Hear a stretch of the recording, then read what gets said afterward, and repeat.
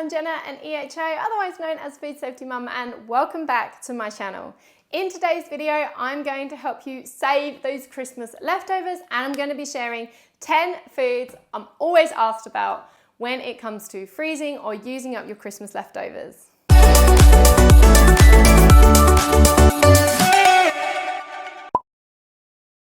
Unsurprisingly, turkey is probably the food I'm asked about the most when it comes to Christmas leftovers. How long can you use it for? Can you freeze it? All that good kind of stuff. So ideally, like with any freshly cooked leftovers, keep it in the fridge and aim to use any cooked turkey within 3 days, either by eating cold in a sandwich, for example, or by reheating until piping hot. And yes, you can freeze cooked turkey, even if you used a frozen or defrosted turkey on Christmas Day. So you can either freeze cooked turkey as slices, ready to use into a dish like pie, for example, or you can freeze it into a cooked meal. Just make sure you're only reheating this meal once. And if it's inspiration you're looking for, I personally don't think you can beat a turkey sandwich loaded up with pigs in blankets, some mayo, lettuce, and cranberry sauce. But you could, of course, also add your turkey to a pie or a curry if you prefer.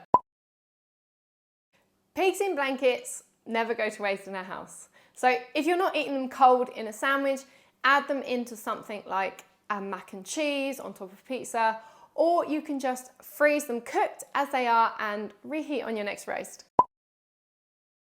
You don't need to throw out your cooked roast potatoes. Even if you've prepared them in advance and cooked them straight from frozen, you can either add them to a dish, blend them into a soup, or just enjoy a second time round. Personally, I think the easiest thing to do with your leftover veg is to just blend it into a soup. You can freeze that soup and it will make an easy lunch another day, but either way, don't waste it. So if you've been hosting over Christmas, it's possible you might have some wine knocking around that you don't want. Perhaps you don't drink or it's not to your taste. And the good news is you can freeze wine and add it straight from frozen into cooking. So that goes for red, white, Prosecco, even rosé. So if you are freezing Prosecco though, it does lose its fizz during freezing. So just when it comes to using it up, use it the same way you would as a white wine in cooking. For example, adding it to a creamy sauce or to a risotto, for example. And just make sure when you are freezing it, leave the wine in the ice cube tray. It will get messy otherwise. If you've bought herbs to use on your Christmas dinner, you're more than likely going to find yourself with some extras you don't know what to do with. Leave them too long, they'll just wilt in the bottom of your fridge, so instead, freeze them. Just chop them up as you normally would and transfer onto a baking tray lined with baking paper. Now, if you're freezing a few different herbs at the same time and you've got a few on the tray, make sure you write which one is which and then open freeze these just like this for a few hours.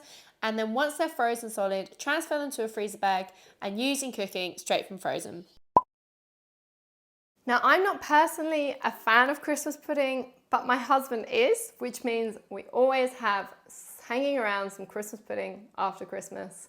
So you can freeze Christmas pudding. You can either freeze it whole and steam again, or you can portion it up, wrapping each slice individually and just reheat when you're ready. Alternatively, you can also use leftover Christmas pudding to make ice cream. I never have, but apparently it's good.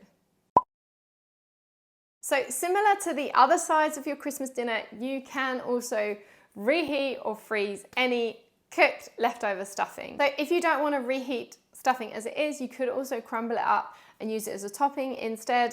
Again, macaroni cheese is a great one for using up your Christmas leftovers like that. So the good news is cream will last a few days after being opened in the fridge, but if that's still not long enough, you can freeze cream. Just pour it into a freezer bag and freeze it flat.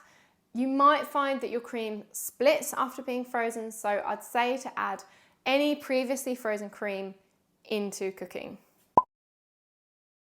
So on your cheese board, you're likely to have a mix of both hard and soft cheeses, and you might be wondering what you can do with any you've got left over. So when it comes to hard cheeses like cheddar, Gouda, Emmental, for example, you can freeze them. Now, I prefer to grate hard cheese before freezing and then add straight from frozen in cooking for example, in an omelette or in macaroni cheese, for example, and use as you normally would. So if you do end up freezing soft cheese, you don't want to defrost and eat as you normally would, but if it's just going to go to waste, you can freeze it to use later in a sauce or make it into a sauce there and then. For example, a brie macaroni cheese, which sounds delicious to be honest. I think after this video I might make some macaroni cheese. Don't forget the usual things when it comes to your leftovers, like not using anything that's past its use by date, been half eaten or double dipped, or food you've already reheated, as well as making sure you cool your leftovers within a couple of hours of cooking. I hope you enjoyed today's video. Don't forget to like and subscribe to my channel. I share lots of practical tips and advice that will help make cooking and meal times easier, whilst also helping you save money in the process.